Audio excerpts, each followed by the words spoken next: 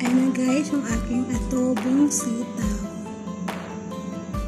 Yan. Thank you for watching guys.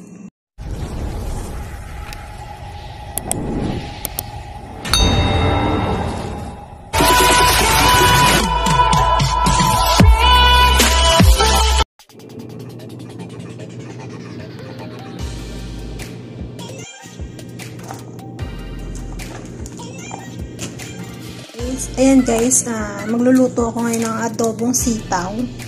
Bumili kasi ako ng sitaw sa Lulu.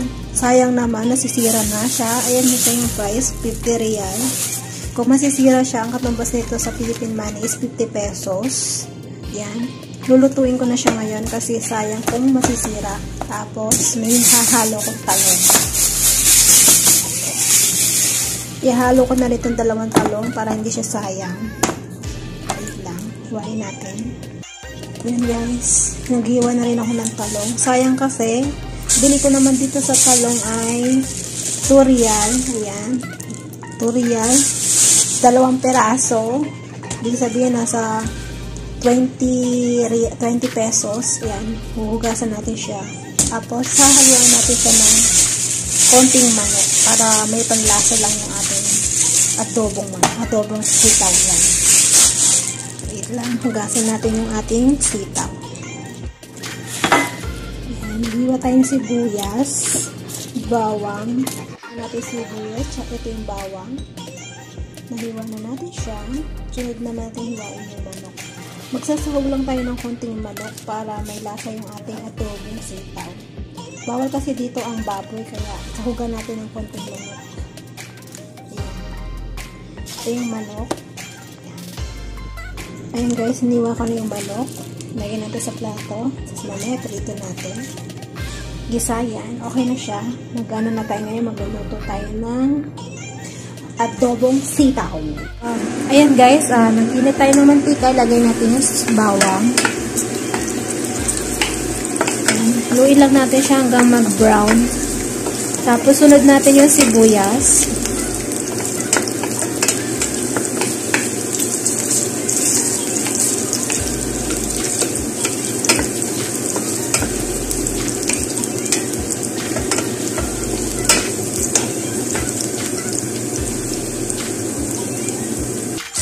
Ayan guys, medyo sunog na yung aking bawang. Tinawag kasi ako ni Matang. Ayan, tuloy na. Sunog na yung aking bawang.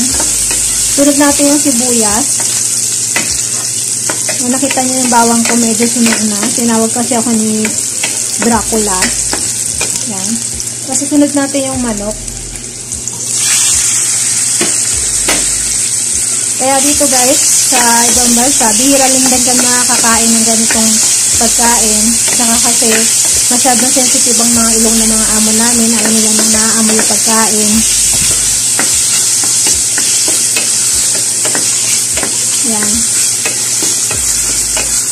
Discarding ano lang para makakain tayo na medyo masarap. Kasi dito kung ano lang yung niluluto ng mga amo or ng kasama, yun lang kakainin.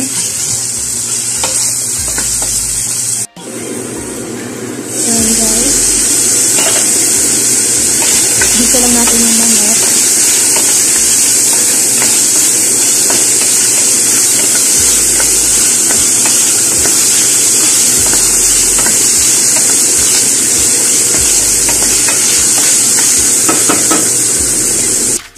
Ayan guys, medyo ano na, lagay ko konting tubig. Ayan.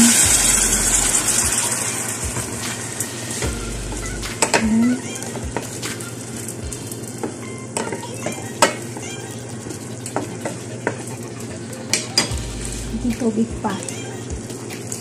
Ayan, pakukuluin lang natin siya guys, tapos timplahan natin. Ayan guys, kumulo na siya. Lagyan natin siya ng Knorr cubes. Ayan, konti lang. Kasi lalagyan natin siya ng toyo mamaya. Tapos paminta. Ito yung paminta. Konti lang. Tapos betchin. Ito yung betchin. Tapos, konting toyo. Tapos, asin. Konting asin lang. Tapos, haluin natin. pakuluin lang natin siya guys. Pag kumulo na siya, ilagay natin yung sitaw tsaka yung talong. Kumulo na siya. Lagyan natin yung sitaw tsaka talong. Ganyan lang. Tapos pakuluin pa natin siya ng isang kuluan. Pag kumulo na siya at medyo malambot na yung sitaw, pwede na natin siyang ulamin. Okay guys? Ayan guys, kumulo na siya. Ayan na siya. Adobong sitaw at talong. Pwede may ulam na naman ako ng 2 araw. Okay na yan guys. Kakatayin na natin. Ayan na siya guys. Adobong sitaw. Tapos may kape. Sarap. Kain na na.